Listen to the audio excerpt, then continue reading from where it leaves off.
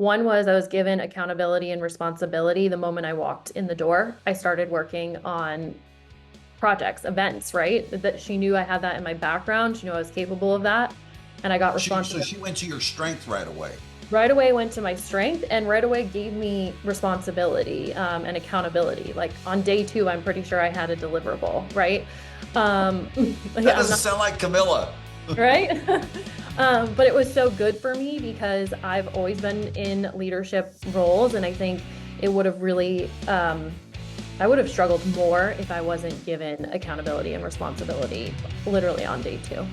And then the one-to-one coaching on how she wanted that delivered was crucial in those first 60, 90 days, right? And so getting to sit side by side with her and really learn what she was looking for, because I will tell you, as somebody who came from outside the industry, it's a shock.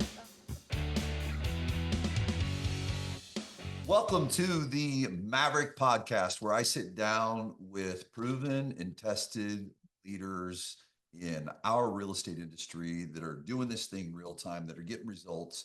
And we go behind the curtain to hear exactly what they're doing so you can use it in your business to help you. And today I have my good friend, Emily Mooney from the Lori Reader team, and she's going to break down some goodness for us. Emily, welcome. Thank you, John. I am so excited to be here. I'm so excited to break it down with you. And yeah, I'm just really pumped to share and hopefully help others through this conversation. Well, and here's the great part. Let's just jump right in. I get this question all the time when people look at hiring leadership. John, should I hire someone from within? Should I hire someone within our company? Should I hire someone from outside our company? Or should I hire someone from outside the industry? And I say to them, all three of them work. It really Mhm. has a lot to do with the human being. But so let's go. How long did you join Lori Reader, and what were you doing before you joined Lori Reader's world-class real estate team? Yeah, so I joined Lori Reader 3.5 years ago. That long? That long. I can still remember when they were telling me about you. It's like, wow. Yeah. It's one of those things where time moves really fast and really slow at the same time. I feel like I've been here for ages, but it also went by in a flash, you know? Yeah. And before I was at the Lori Reader team, I was actually in the nonprofit space. So, director of operations for a large nonprofit that helped social entrepreneurs launch and grow their businesses. Um, and I was a numbers girl in that organization, building out Salesforce, really working on the reporting. And then when I joined the Lori Reader team, I joined as the director of operations. But I came in, importantly, thinking I was joining as an agent. And what Lori's really good at is, and Lori and her whole leadership team are really good at, is listening. And through the interviews, they heard my background and they offered me the opportunity. I've been with Lori 6 years, and I never knew that part of the story. Yeah. And she's a great salesperson, inspiring. So, hey, John, we found this great ops person from the nonprofit industry. Yeah. Okay, cool. And now I got the real story. Wow. So, Yeah. so you jumped into, talk about, because this is really interesting and it happens a lot, Emily. I think talk from two perspectives. Talk Yeah. from your perspective coming in, but then also now, I mean, you're such a strong leader and you're in these rooms and interact with all these peers that are doing big things. And you get to see also where other team leaders, there's not, well, it's not like this, but there's you coming in as an employee, but then there's that team leader. So there's struggles on both sides, right? I get this all the time. 90 days. So my operations person is 90 days in, my sales manager, they're not working out. And I ultimately find out it wasn't the ops person or the sales manager they hired, it was the leadership team. So let's go from your perspective. What did your first 30, 60, or 90 days look like as you came into the organization? Because the good news is, I mean, listen, we know nothing's perfect. The good news is you're still here and you're doing great. Yes. But what did that first 30, 60, or 90 days look like as you came in from outside the industry and then getting to know this industry, the job, and then the human beings, getting to know those people that you're working with, both staff and agents? Yeah, so a few key factors here. I came in sort of mid-pandemic, towards the end of the pandemic, but really at a time where everyone was deep in virtual work. So the good thing about that was my first 30, 60, 90 days, I was able to be one-on-one with Camilla, who's the COO. And she was really able to give me a lot of uninterrupted focus and attention, person to person. We had moved beyond the space of, hey, you can't even physically be in the presence of another person, but we weren't back in the office with, 50 agents and everybody, interrupting and having a million questions. And so her really dedicated, focused attention, especially within those first 30 days, what would probably seem to, I mean, we would probably spend 5 hours a day together. Some of that was me shadowing meetings, some of that was her training and teaching, and then some of that was us just jumping right into some projects together. And I think it was that combination of things that really led to my success as director of operations right out the gate. One was I was given accountability and responsibility the moment I walked in the door. I started working on projects, events, right? That she knew I had that in my background. She knew I was capable of that. And I got So responsibility she went to your strength right away. right away, went to my strength and right away gave me responsibility and accountability. Like on day two, I'm pretty sure I had a deliverable, right?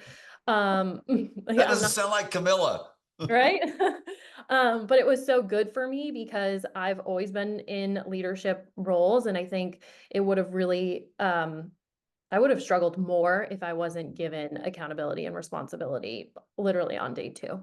And then the one-to-one coaching on how she wanted that delivered was crucial in those first 60, 90 days, right? And so getting to sit side by side with her and really learn what she was looking for, because I will tell you, as somebody who came from outside the industry, it's a shock. It's a big adjustment. Things are done here very differently than they are in other spaces. And if you don't have someone to guide you through that, it's going to be very difficult. I had a little bit of a leg up. I did sell new construction homes for a year.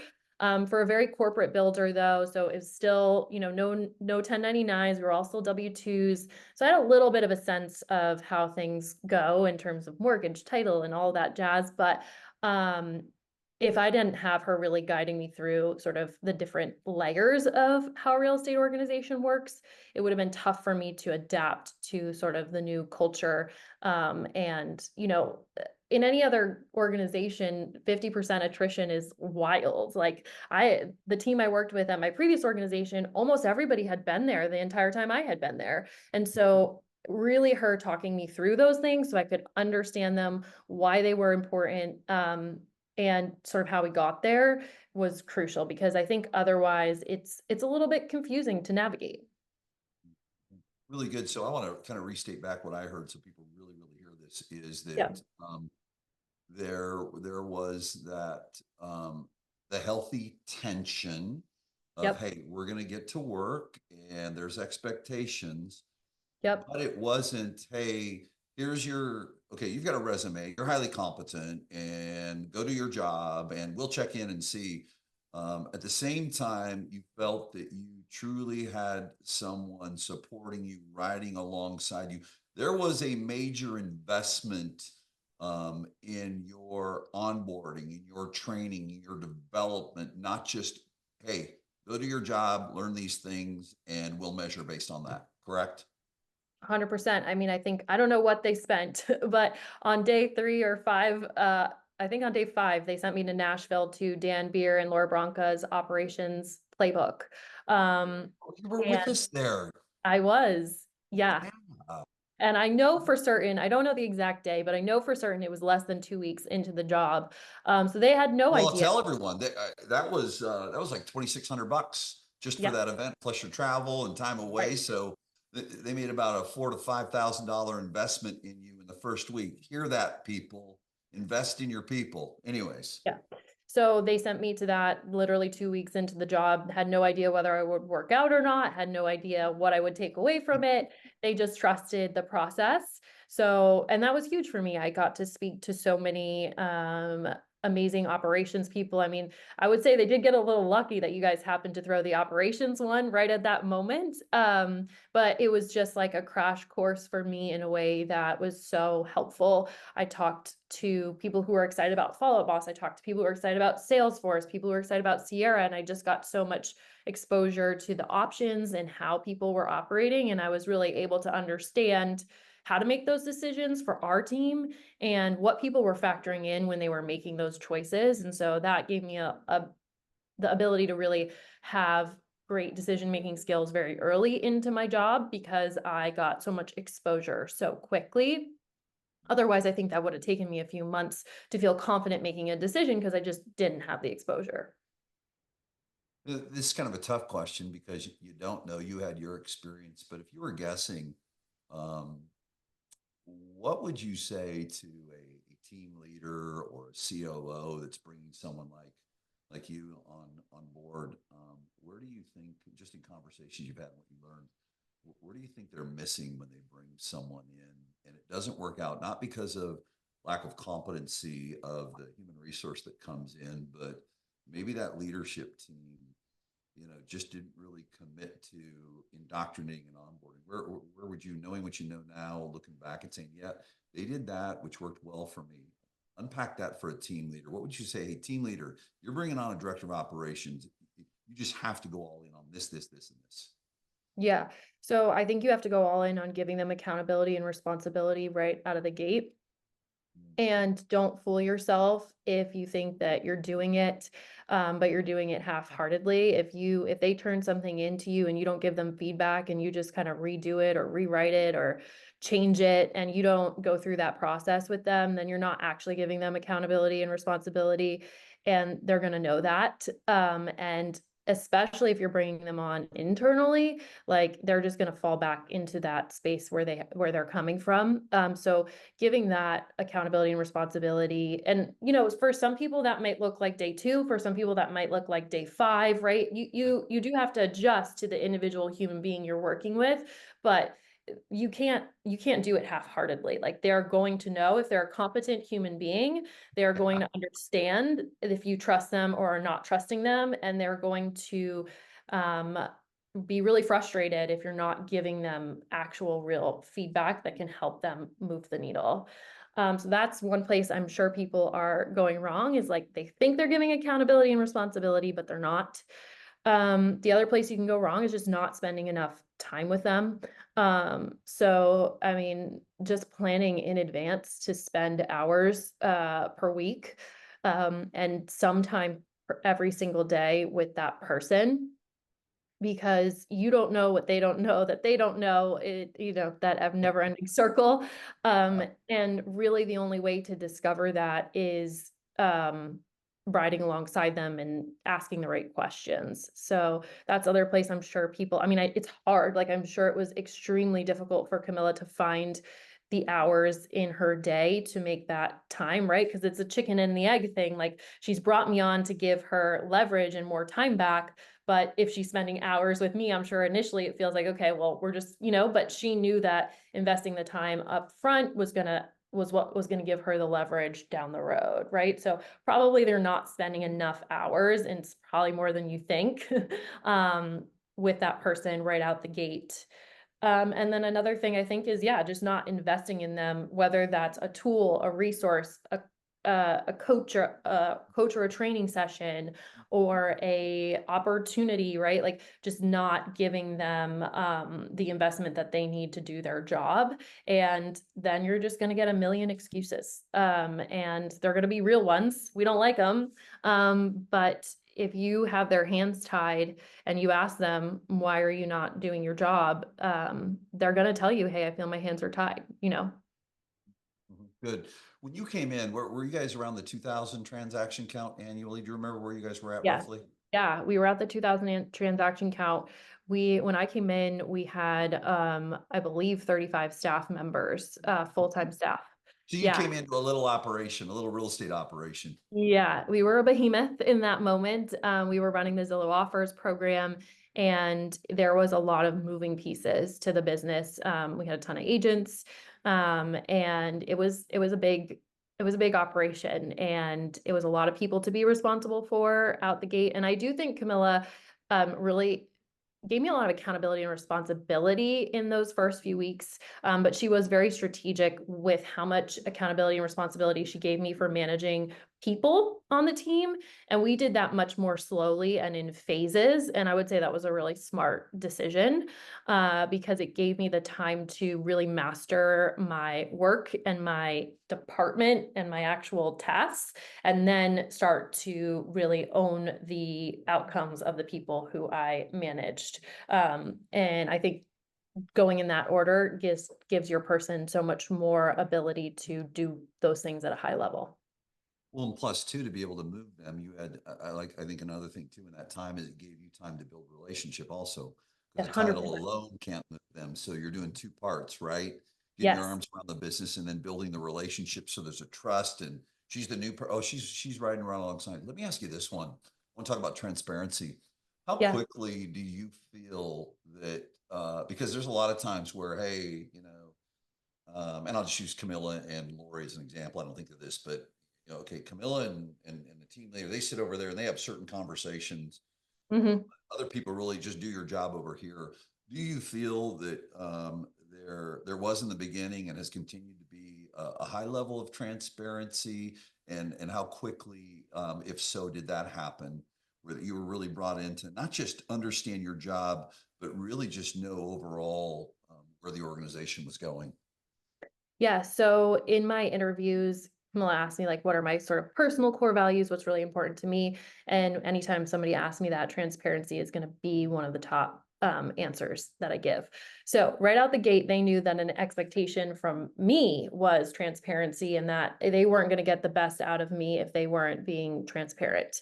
And so I feel there was a lot of transparency right out of the gate. I think, there's always some conversations and some responsibility or some challenges that the person might not be ready for right the second they walk in the door, and that's okay.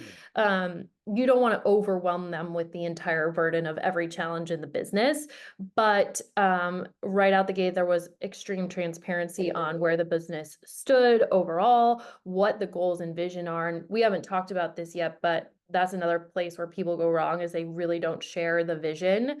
They just share the outcome and the results that they're looking for. The outcome and your outcomes and results are not your vision. And sometimes people just really focus on, do you understand the results? Do you understand the outcome I'm looking for? If you've hired the right person, they're going to get that in an instant. That's not going to be challenging for them to understand.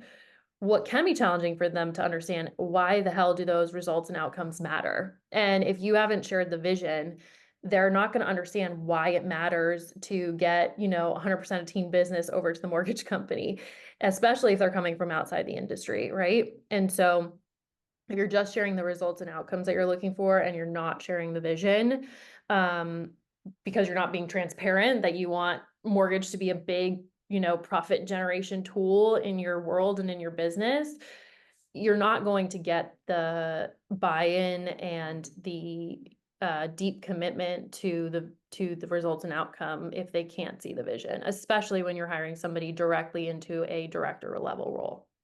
I love you bring up the mortgage piece. It's just that's just one of the little silos, because a conversation came Right. up this past week where someone said, "Oh, mortgage doesn't work with real estate teams or brokerages." And well, of course it doesn't, because no one really sits down and explains, we're going to bring in mortgage. Here's the reason that we do mortgage. Here's how it's beneficial to the company, the health of the organization. Here's Hmm. how, in turn, if the organization's healthy, then it creates a healthy environment for the organization to do more for the agents. It's just like, hey, drive mortgage, get a capture rate. Okay. I mean, Yeah. come on. How Yeah. quickly this is good. So there was transparency. How quickly did you feel you were able to have a constructive voice and be actually heard? Certainly there's getting your arms around it and learning things. Do you feel that's really important, and having that voice? Does it feel like a top down? Sure. Lori holds the vision. She's the CEO, but does it feel, you've been here 3.5 years? I mean, my goodness. Something's going okay, I would say. Yeah.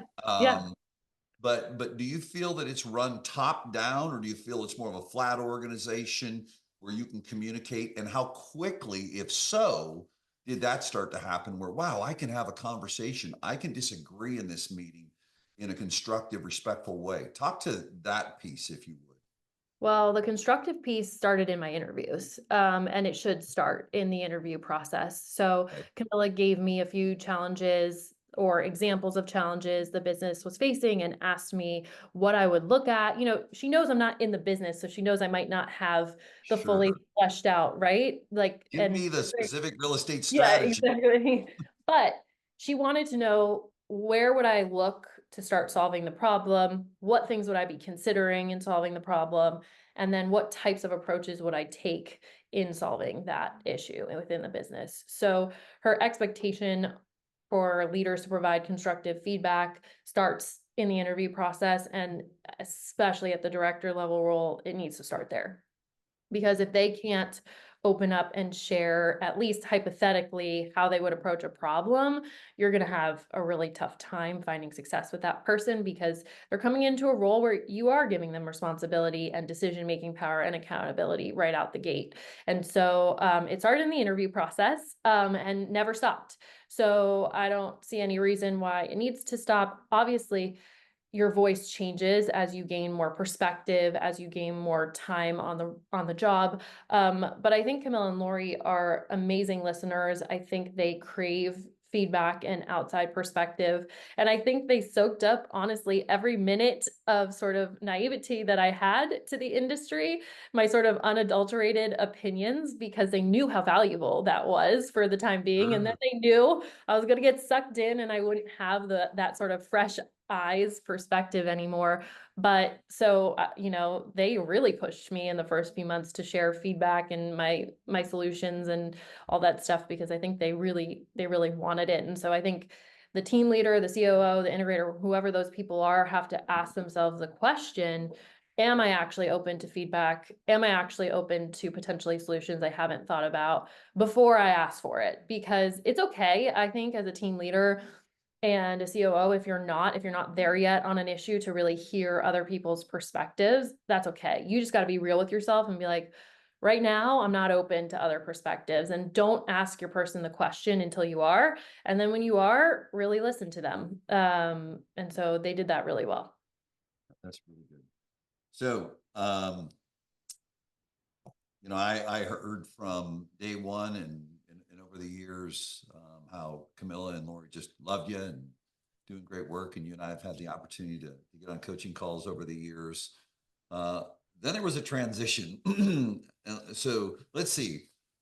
No real estate sales experience except for in the new home space, coming from a nonprofit organization, operations, check the boxes person, right? And Mhm. then recently, and tell us how long ago that was. Recently, you moved into a totally different role.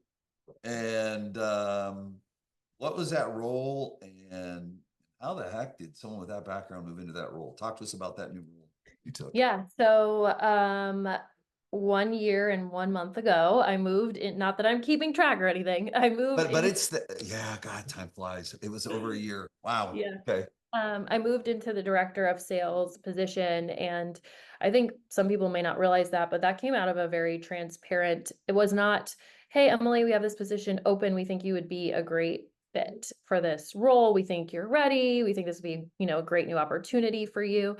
We were sitting in a EOS annual, which some people on this podcast will be familiar with, but essentially it is a 2-day intensive planning session for the following year. And it's me, Lori, Camilla, because at that point we were who comprised the leadership team. And we're looking at our org charts, and we've got so many big boxes empty, and we're not getting the results that we want to get. And our coach, our EOS coach specifically, is like, who can we put in these boxes? Are you guys going out and you finding this person, or are you hiring someone internally? And, we looked at our agent roster and we're just like, nope, the right person isn't there. They have been in the past, by the way, for different roles. We have pulled from the agent roster and we have done it successfully. So I'm not knocking that. It just, in this room, in this situation, wasn't there. And we knew that whoever was leading sales had to have some leadership experience at this organization. And so I actually raised my hand and said, you know what? Put me in the box. I have somebody that I have coached and developed in the operations space who is ready for my role, who can do it, my role at 110%, because whoever I'm leading, I am always trying to work myself out of a job. If I'm not, then I don't have the right people. And so I had two people actually, and we had to weigh the options there. But I had two people that I had coached up and I felt were ready for their next step. And I said, well, there's this box of head of sales that has not been filled. It'd been filled by people, but we had a turnover in that space, both from external and internal. And I said, I think I'm ready. And the worst case scenario is it doesn't work out and we'll find an alternate solution. But at this point, there's a lot that can be done with my level of knowledge of, just being on the operations side of things. One of the nice things is you do get a lot of visibility to all of the moving pieces of the business, right? And so I felt that I had built the skill set and the knowledge that I was ready to take that role on. So we moved me over to that head of sales box. Somebody from within my operations team stepped into the director of operations role. And then somebody from my operations team actually stepped into a recruiting role that we had open on the team. But it was just a conversation in a room planning. It wasn't anything beyond that. So you stepped in. How the heck do you go from operations to driving sales? Yeah, so not an easy transition, and I don't like to sugarcoat that for anyone. When you're in operations, a lot of time your time is your own. And so just total control over my calendar, and operations tends to be, yeah, there's these wheels that you're turning, right, to make sure things are operating the way we want them to, but it's a project-based role typically, meaning, hey, we want to implement open to close for the business, start the project has an end, right? And so, and I can map a project out like that from day one to close, right? And yeah, of course, along the road, you're making some decisions and pivots, but your job is not changing on you week to week, day to day, hour to hour, right? You got to come in, you got to solve some hard problems. You got to go back at things that, didn't quite work out, but you kind of have that end in sight. And so transitioning over to the sales role, what was most challenging for me as somebody with mainly an operations background is not leadership, right? I've been doing leadership the whole time in various spaces. It was really getting comfortable with the idea that like I wasn't going to have this clear start and end. My calendar was going to be very different. And I'm not just executing projects and improvements, right? Like I'm motivating and inspiring and helping move the needle, and it's a lot messier. It's not one size fits all. So getting comfortable with the mess was really difficult for me. Just like I would imagine maybe somebody jumping from sales to operations would be uncomfortable with planning out a 90-day Oh, project. That probably isn't going to be I like, don't know that I'd ever do the reverse sales to yeah. uh, So getting comfortable with the mess, and getting comfortable, as somebody who's really data driven, it's easy to see when something's working and it's exciting to keep that ball rolling, but getting comfortable making decisions really quickly when things aren't working, that was something that I had to learn. And being comfortable not doing a one size fits all. So in operations, you're always saving time and streamlining by moving everything into a similar process and system.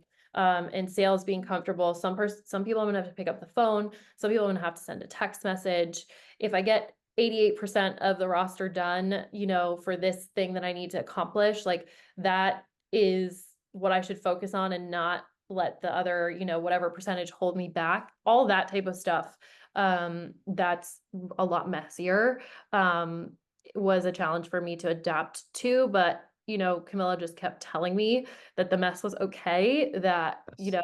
trust the process. And I trusted her, and we had a really great relationship built. And so that's what kind of got me through. And once I kind of understood it, I got more comfortable with it. And then I started to see the opportunities to marry the two. So I saw how I could still build a system and process that allowed for variation and messiness. And so that's when I really started to move the needle and drive sales forward. Yeah, really good. It was welcome to, they didn't warn you, Emily, that was welcome to the business of cat herding. Yeah. My mentor Well, I said that kind to of me. knew, but I didn't understand what, Right. actual cat herder really entailed. But I knew that that's what it was, but I didn't know what it felt like. So let's talk about, let's go into it. You did such a fabulous job. I mean, I know that some people are going to watch this, and I just always, I had reached out to you afterwards, and just genuine feedback always. And I still have people that talk about you at the last event. So that's important for you to know. You did such a really good job in September on stage sharing, and I know in a short time, breaking it all down, but some high level, but just really good feedback on how you structure your coaching and leadership in driving the sales in the organization. But first, how many agents do you have right now in the Yeah, organization? right at this moment, we're at 66 agents. So in my 66. time as sales leader, we've been as small as 40 and we've been as big as 136. Right. Okay. So, and with those 66, are there some, when it comes to coaching, training, and leading, are Mm-hmm. there some of, I don't know, everyone's got different, I call them legacy agents, where there's a group of 100%. agents that's been there forever and, they're not in the foreman structure. You guys support them. And a lot of times their relationships with the team leader always will be. Do you guys have that group like most people do? 100%. Yeah, there's about 10 of them. Mm-hmm. Yep, there's those. So then Mm-hmm. let's break down the rest of them. You've got them, and typically they're top producers. Then you've got Mm-hmm. another group of top producers, middle to core, and then bottom struggling. How do you take us through how you structure what a typical week looks like for you in your role as a sales director? Yeah, so I think, one thing is to realize that those people don't all want the same thing from you as a sales leader. And, one of our core values here is growth mindset. So we're assuming that if you're a fit with our organization, that means as a bare minimum, you want to grow your business. Right. But, I will say, coming from a background where I was helping social entrepreneurs launch and grow businesses did really give me some good perspective on this, meaning that not everybody is on the same journey, and people move through this in different phases, and the support that they need and the guidance that they're looking for is different in each space, and you need to know what value you have to them, and where they're looking for you to ride alongside them. What does that look like for them? Because if you try to ride alongside an OG the same way that you ride alongside your part-timers who are trying to figure out whether or not this career is going to work for them, that's not Have going to be fun. an experience for you. Yeah. And so the way that I break it down is first really understanding it, not from my perspective, but from the agent's perspective. What type of relationship do they want with me? Right? They want to be close to me no matter what. They want me to feel like a partner in their business no matter what. And I know that, but what does that look like for them? Right? Because for people who are at, struggling or at the bottom of, the production or new, that looks like a mentor and a coach and someone who can guide them. They want their hand held and they want accountability from that perspective. They want you to ride alongside them like everybody does, but they want the answers, right? When it comes to my movable middle, what they want is someone to show them how they're going to get off their hamster wheel. So they are in production, but for them, this is the first time they're experiencing this level of demand and they're feeling their capacity being stretched. And that, when you're stretching your capacity, it is painful. I don't care who you are. I don't care what you're trying to do. It hurts. And so for them, I know that what I need to do is help them understand the path to growing their capacity, how we're going to support them in doing that, and how it's not going to feel like this forever. And they're going to go through waves where they're stretching, right? But that they're not going to be stuck on what they sometimes feel like is a hamster wheel, right? And then I know that my OGs feel like they've got a lot of it figured out, and they do. And so what they're looking for sometimes is new opportunities, right? And so talking with them about, okay, what does a great new opportunity look like for you? Is that coaching other agents? Is that investing? Is that adding leverage into your business? Are you ready for virtual assistants full time? Are you ready for a showing agent, a buyer's agent? They want me to be a equal to them, right? Like they don't have a COO in their business and they want one for 25 minutes. And so that's how I show up to that meeting. And that's how we help make sure they feel like their runway isn't ending. Because for that 25 minutes that I'm with them, they're going to know that I'm, you know, like working right alongside them as a business partner. That's so good. I love that. I'm going to use that. I'm going to steal that after 30, and we always learn after 37 years in this business, they want you to come in, the top producers. And those of you that are watching or listening, think about this as you sit down with your top producer, because they're people that have proven they can sell, but now they're trying to look at how do I operate this as a business, right? 100%. So really, really good. Let's go to your simple, not easy, I guess. Let's go to that bottom group, either struggling or Mhm. what would you say is the biggest challenge in lead?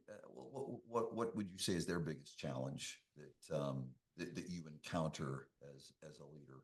And Yeah. probably people have heard it, but I think a lot of times it's good for other COOs, sales managers, team leaders to hear, okay, I'm not alone. What do you see? Yeah. So my biggest challenge with that group is consistency. So I think that it's really there's just such a hurdle to get through in your first 3 months. Now it's looking honestly more like 4 to 5 months, right? If we're being honest, of consistent activities with no results. And there are results, they're just not tangible to them. And I spend a lot of time finding the small wins to help them see that. I spend a lot of time sharing other success stories. Specifically, like I'll take a picture of a lead in Follow Up Boss, I'll highlight when the agent started working with that lead and then when they ultimately went under contract and when they closed, and just remind them that this timeline is normal and that it takes time. Because a lot of them will go in full force and then they'll burn out and they'll get really frustrated that they're not seeing results. And by results, I mean a check in their bank account. Yeah. And they will then take their foot off the pedal right at that moment that they should be pressing down. And so trying to keep them in that crucial moment from not giving up. And I found that the thing that inspires them most is not me, it's not Lori, it's not Camilla, it's that person who did press their foot down on the pedal right at that same moment and is now seeing, 3 or 4 homes under contract. So I'm asking those people to share their stories. I mean, it's great when we hear from Roman and Matt and people who have built really big businesses that are so impressive. And it is so important to see your 10-year picture, your 3-year picture, your 1 year. But for the new people, their 90-day picture, like who they could be in the next 90 days is what's most inspiring to them. And so really focusing on bringing those stories forward has been one thing I do to combat that ultimate, moment that we know they're all going to hit where they're like, wow, this is really hard and I don't have any money in my bank account. That one. um, This job I go and do work and don't get paid for. So funny. yes, correct. So that's probably the thing that I struggle with them the most. And then I think too, right after that crux of like getting a few things under contract, there's then keeping them focused on prospecting and generating new Oh, business. sure. Oh my gosh, I got something. And then getting Yeah. comfortable and not doing the Yeah. work continue. Yeah. Really good. So really, that I try to get out ahead of and be really proactive in my coaching and start talking to them about it before they're experiencing it so that they can know that this moment is coming where they're going to feel overwhelmed and they don't want to prospect because they've got so much going on. And so just preparing them for that moment and reminding them how important continuing to prospect, whatever that looks like for them, that looks different for people in our organization and we're comfortable with that, right? But remembering no matter what, you got to be generating new business. That's how I help them. And then some people, it's helping them realize that real estate is not for them. I uh let a lot of people go. We're at, like I said, 50% attrition rate. And I'm gonna try and make that the least painful experience possible, because people remember how you onboard them and people remember how they leave. And so, but what I find is that ultimately, standards are really important in terms of number of conversations or whatever it may be. But if you or your sales team, whoever that may be, and it's not always me, is pinging that person enough, and you're putting opportunity in front of them, you're putting coaching in front of them, you're putting things in front of them, and they are constantly saying, no, no, no, thank you. It gets really easy to have the conversation of, hey, are you sure this is for you? Right? Because when you have given them every door and every pathway to have success, to be engaged, and they are the ones who are making the decision not to engage, that conversation is way less painful than you just give them a metric, they don't hit it, and then they're like, well, but yeah. And so there's definitely an art and a science to it. But yeah, I mean, I think that's a large part of my time with those folks, is helping them get to the bottom of whether or not this is right for them. And I do that just through continually offering them opportunities for the next level of engagement and waiting to see whether they take them or they turn them down. Really good. So the middle decor, Yeah. say for example, an agent comes out of the gates and sells 25 homes their first year, and now we're in the thick of their second year, and they land in that middle decor. You've got some that have been there in that middle decor. They're making a living. This is a career, and they're seeing Right. that. Yep. Um, is your job to make sure and get them to the next level, or is your job to find out whether how do you approach it? Hey, I want to meet you where you're at. You want me to support you in maintaining where you're at, or is it best for me to lead you in how we can get you to that next level? How do you approach the middle to core people?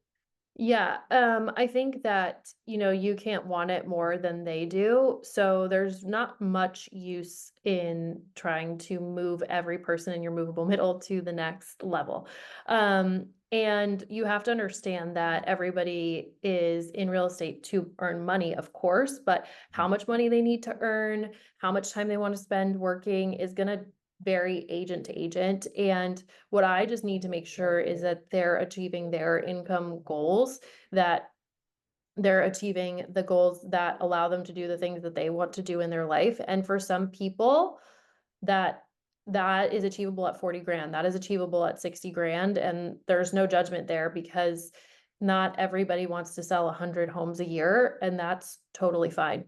Um, but like I said, the goal is always, of course, that the person is growing in some way. So whether that is, hey, they're able to spend more time with their family, or they're able to do, sometimes I help people generate more income selling less houses, right? Like ultimately, we're all in this for profit, not for, it's cool to have a lot of units. It's cool to have a lot of agents, but if you have whatever size you are, like if they're achieving their goals, like, and you're achieving the profit that you're looking for, that's really the ultimate, end game, so to speak. So, I'm just making sure that I'm keeping them on track and really making them own what they want to see happen in their business.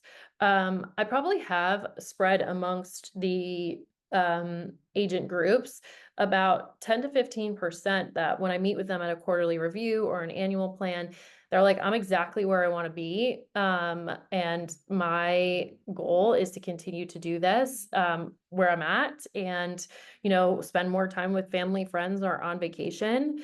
I have another 20% that tell me they're overwhelmed. And I have another 20% say, hey, I'm ready for more and I want to grow. Right. So, and it happens in every bucket. And so you just really have to be listening and have them own what they want to accomplish. And so we do that, like, I just went through quarterly reviews with the entire roster, and we're going to sit down. They're going to tell me the 3 things that they're going to accomplish by December 31st that are going to move the needle in their business. And that if I sit down with them on December 31st, if those 3 things were accomplished, they're going to feel as though they made progress. And when I tell you those 3 things look wildly different for every single agent, I'm not saying the activities are wildly different. I'm not saying the outcomes are wildly different, but what they want to own in a 90-day period was very different. And for some people, that looked like I'm going to send out holiday cards and I'm going to do a follow-up call to every single person in my, sphere. And for some people, that looked like I'm going to bring 3 new listings activated to the market, right? And so the important part was them committing that that was the outcome that they wanted to see in 90 days, not what I want to see. That's not the point of that meeting. And so when people really start owning their own outcomes, I always tell them, you are, whether you like it or not, your own board of directors, your own CEO, and your own employee. And I tell them that's not always fun. And one thing I explained to them when I'm explaining how do I pick these 3 things that I want to accomplish, I said, well, put yourself in the CEO box. These are the 3 things you're going to go present to yourself as board of directors. Are you and the board going to be in agreement that these are the 3 things that you need to accomplish in your business, right? And then in the CEO box, you're looking at yourself as an employee. If your employee accomplishes these 3 things, did your employee have a good quarter? And so just really pushing them to, think about it like a business, take themselves up to that, 30,000-foot view and really own what they're committing to, not for me, not for Lori, but for themselves and for their businesses. And if people, it gets so easy to manage because if they're not committing to enough or they can't commit, it comes out. And then they realize like maybe this isn't for them, or maybe this isn't the right team for them. But these conversations just allow those things to evolve naturally, rather than being like, oh, you didn't do this exact thing that I told you to do. Yeah, right. That's setting Yeah. yourself up for failure in leadership. Yeah. One final question for you. Thank you so Sure. much. We could go in so much deeper on so many different things here. Um, Curious. So 13 months in this role, and you watched a market change over time. And at the recording of this, it's October 31st, and we're in a time to coming close to holidays, et cetera. But you've got market conditions, you've got interest rates, you've got inventory issues. Um, the agent that succeeded, just this, what do I want to say? The core agent that succeeded 12 months ago, today, can they do the same things that they were doing 12 months ago? Or have you found that, John, as we've gone through and discovered this evolving marketplace, have you had to coach people and almost be a moving target as the markets move with what the expectations are of agents? 100%. I mean, it's very silly to think that anything stays the same, in my opinion. And so I just want people to get comfortable with that right away. I talk about it transparently and openly, and I make them talk about it. I think that, again, when they own that they understand what's going on and what needs to happen, and they own the choice of, hey, I'm going to continue to do what I'm doing and know that I'm not going to get the same result, and I'm okay with that. Okay. Um, or they own, I understand that I need to do a lot more to get one transaction done than I had to previously. And I'm going to put that work in. I think either way is okay. They just got to understand it and own it. But yeah, it takes a lot more, especially in South Florida right now. And I try to focus on the wins. Real estate can get so narrow in celebration and recognition of just uh contracts. And I mean, putting dollars in the bank account is the most important thing, right? At the end of like, that's why we're here, and I get that. But if you don't celebrate all of the other wins in between, you are missing so much opportunity to motivate and inspire people. And so really focused on right now, I'm talking a lot about how are you using the opportunity we have in November and December to build a pipeline that will give you the best January you've ever had, right?